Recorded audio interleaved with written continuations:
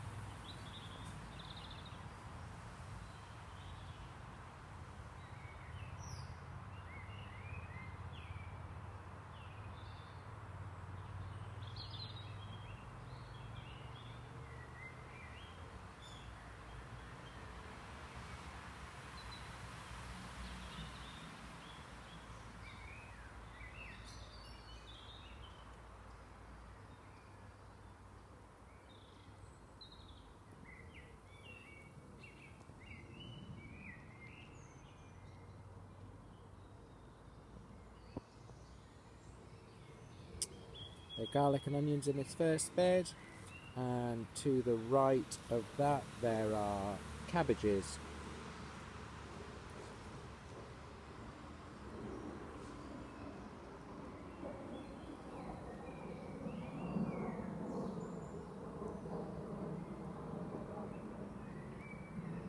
In the narrow bed behind there are ballerina tulips.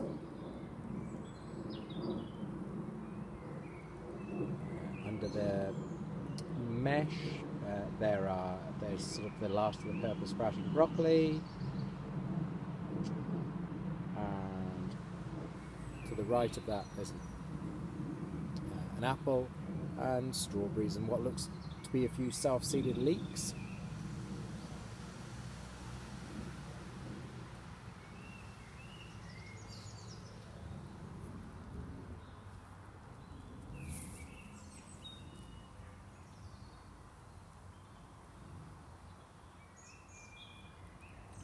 Behind the tulips there are chives.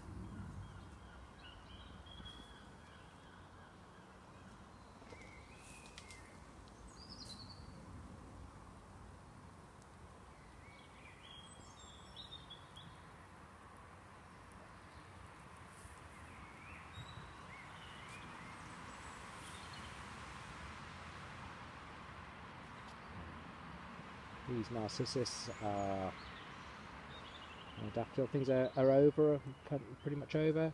And there's garlic, and perennial kale, and behind that is the Jerusalem artichokes, which are in need of some digging out and replanting. They're very late.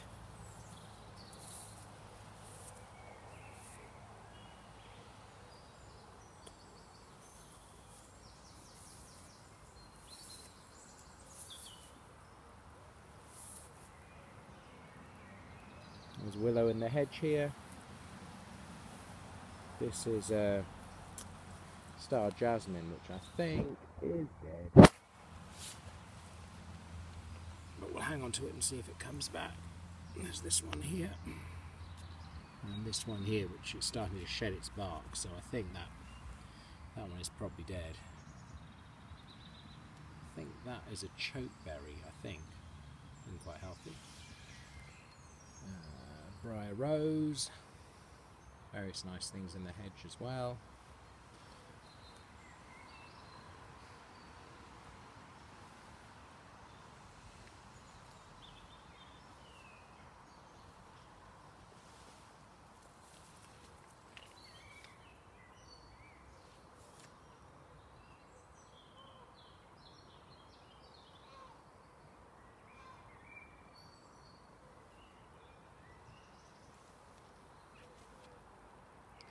The lavender hedge is in need of a little bit of weeding, and I want to get the leaves out of there. The apples seem okay, they seem to have flowers on, apart from the one at the back, which was one for Tesco. It's supposed to be a Jonah Gold, but it's supposed to be a spurbearer, but it seems to have no flowers on at all. I'm a bit suspicious. But maybe it isn't Jonah Gold, I just don't know. There's some lungwort there, lots of it starting to self-seed, and there's some peonies behind. And as I say, the hedge is just sort of starting to take shape. There's all sorts of nice things in the hedge. I planted loads of seeds at the back in front of the shed. I just don't know what they'll take. There's garlic in these little beds. And this is the bed of nettles. Which, well, starting off. And it had so many butterflies sort of, you know, laying the caterpillars there last year. The oriental poppies are all looking healthy.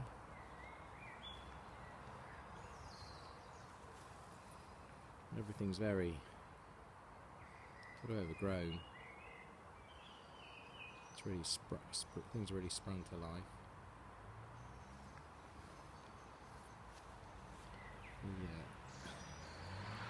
The wild cherry is in nice blossom. The hazels behind that are only really just starting to come into leaf.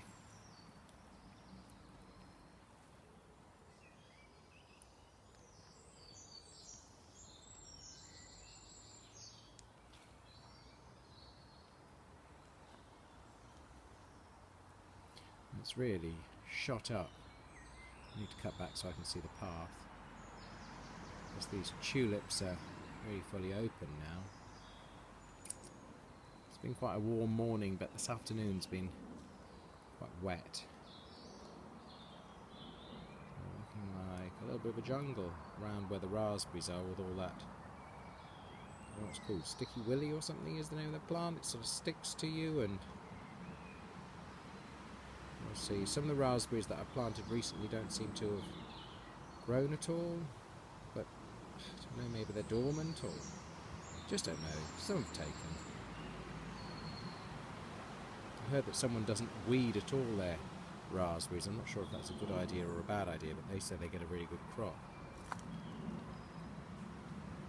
There are the fruit trees.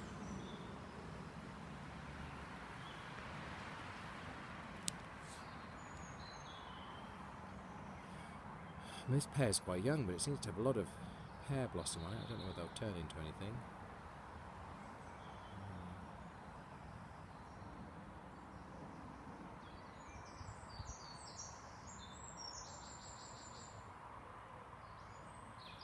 You know, maybe it's a good idea to not really have any pears forming on this one to the left here. You know, its sort of first couple of years. This is the gauge that was in the backyard. It seems really happy here.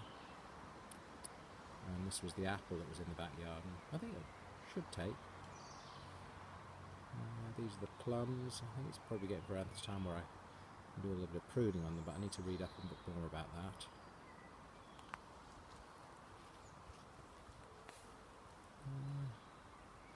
I've been pruning the gooseberries a bit more carefully and trying to understand how to prune them. Can't exactly remember whether I think they're fruit on 2-year-old wood or something like that. And I think you kind of cut them so they have, prune them so they have sort of spurs. It seems to have like fruit forming, so, and I've tried to do that a bit more methodically this year. That's the wildflower bit. That sort of will take off over the next sort of month or so, I suppose.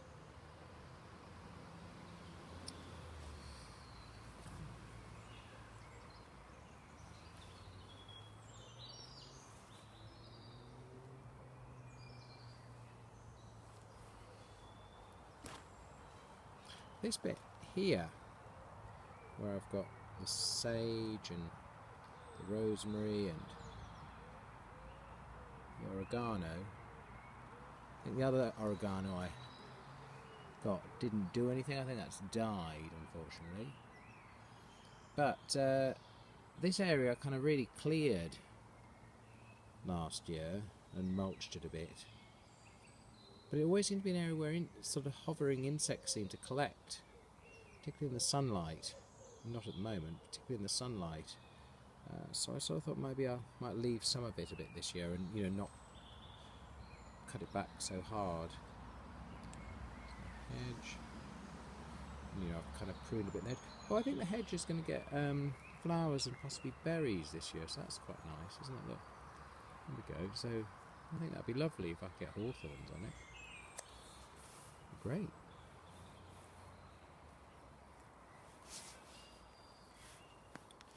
And here's a kind of a slightly sad looking courgette, and Taunton Dean kale, which is looking a lot healthier now I've netted it. There's also some beetroots in there, but I mean you can hardly see them. Beetroot plug plants, and I've put in marigolds, which seem to be absolutely consumed when I've just planted them out. And then the next one, there's cauliflowers, and again some beetroots, and some marigolds in there as well.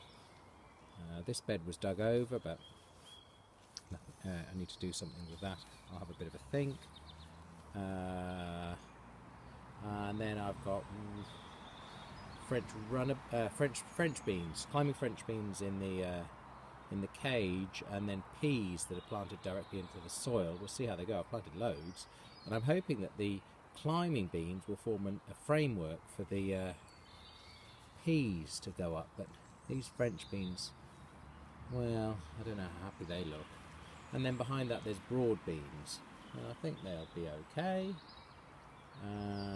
Then there are these apples which I grafted. I think they're onto dwarfing rootstock, but I think with those what I'll do is I'm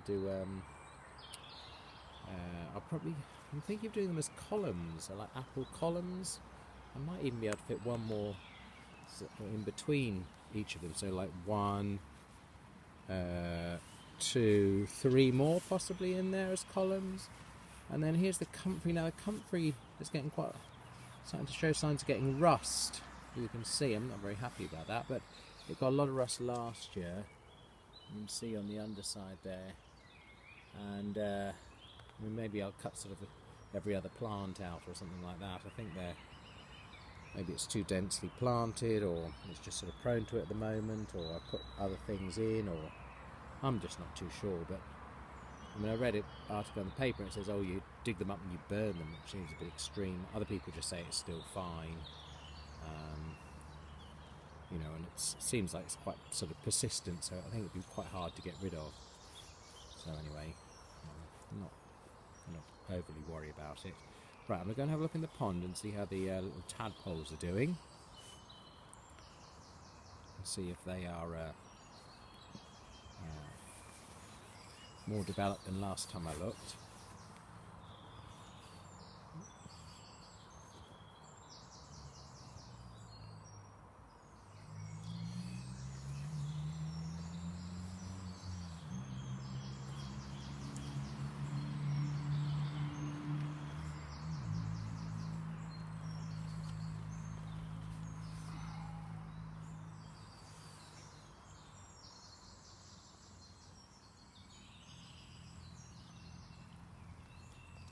Well, there's certainly a lot of grass in there, which I should probably... Actually, there's tadpoles in there, so I probably shouldn't pull the grass up. Let's have a look. Let's see if I can see any tadpoles. Now, grass is growing across. There's obviously quite a lot of nutrients in there.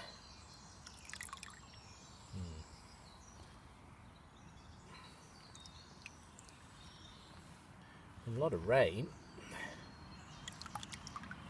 Not seeing any tadpoles. Let's go down under.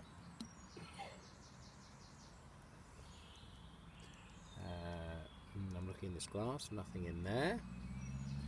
Oh well. What does that mean then? Does that mean they can see me coming? Oh, there are some. Let's have a look. Swimming around in there.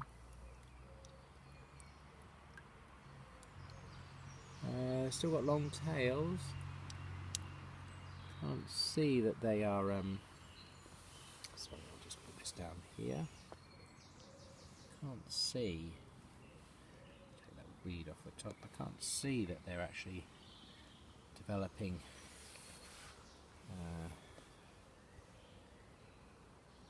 legs or anything like that yet.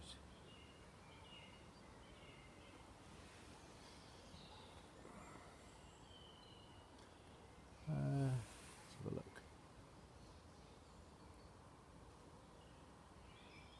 It's just swimming with long tails, I think. Okay, well there they are. They're still in there. Let's pull those back.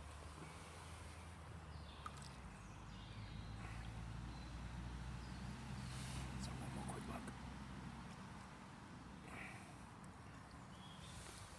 Oh, there's a lot.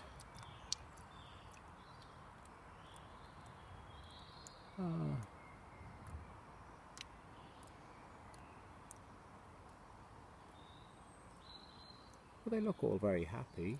It's quite a nice big one at the back there, I think. Let's take the pond off the top. See if we can look at them from.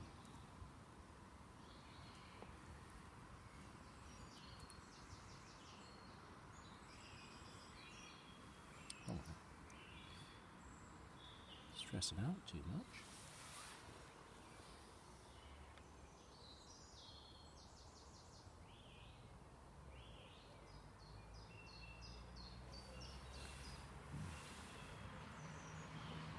Okay, I'll pour those back in by frogs or frog spawn. Yeah.